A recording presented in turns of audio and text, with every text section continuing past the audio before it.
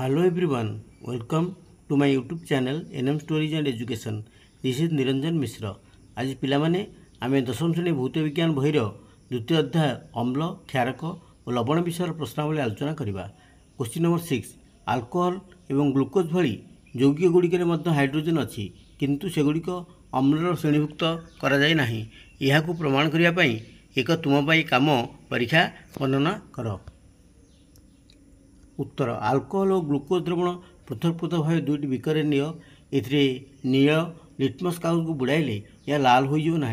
तेणु अल्कोहल और ग्लूकोज अम्लीय नुहति। तुम पाई काम 1 गोटे बिकर रे ग्लूकोज द्रवण निय 2 गोटे ठिपी दुईट कंटा लगा और बिकर मध्य रख 3 गोटे बल्ब गोटे स्विच मध्य दे कंटा दुईट को 6 वोल्ट बैटेरी रो दुई विपरीत अग्रस संयोग कर 4 स्विच को दबाई विद्युत प्रवाह चालू कर 5 अन्य एक बिकर रे अल्कोहल द्रवण निय और यही कम को पुनर्बार चालू कर 6 कौन देखुच 7 तुम्हें देखिबा जे ग्लूकोज और अल्कोहल द्रवण रे विद्युत परिवहन करना कारण ग्लूकोज और अल्कोहल हाइड्रोजन आयन दे पारे नाही।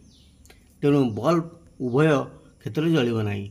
एथुरु आमे जानिले जे अल्कोहल ग्लूकोज अम्ल नुहे। क्वेश्चन नंबर 7 पाथित जल विद्युत परिवहन करिपारे नाही किंतु वर्षा जल ताहा करिपारे काहेकि। उत्तर पाथित जल रे कोनोसी आयन न थाए जहाँ विद्युत परिवहन पाई आवश्यक।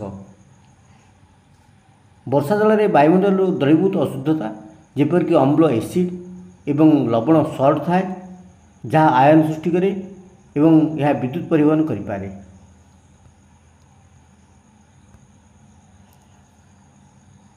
क्वेश्चन नंबर 8 अम्लगुड़िक जल अनुपस्थित रे कहीं अम्लीय प्रकृति प्रदर्शन करती नहीं।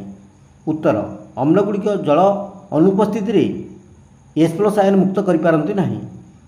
अम्लीय प्रकृति प्रदर्शन करने H+ आयन उपस्थिति अत्यंत जरूरी जहाँ केवल जलर उपस्थित रे ही संभव।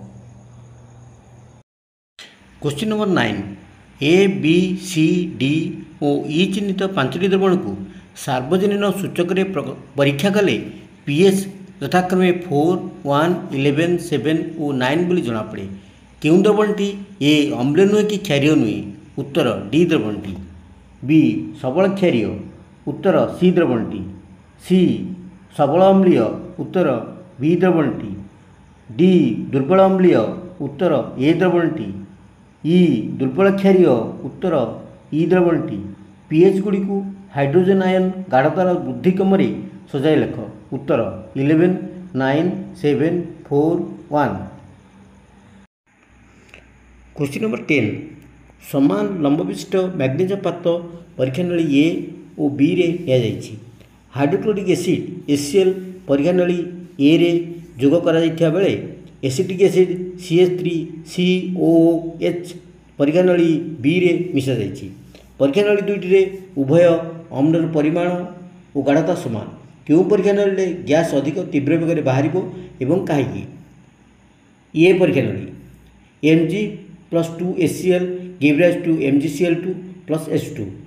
परीक्षा नली ए रे गैस अधिक द्रुत गति उद्बुद्ध हो बाहर कारण HCl हाइड्रोक्लोरिक एसिड एक शक्तिशाली एसिड। परीक्षा नली B Mg+2CH3COOH give rise to MgCH3COOH + H2। परीक्षा नली बी रे कम गति गैस बाहर कारण एसिटिक एसिड CH3COOH एक दुर्बल अम्ल।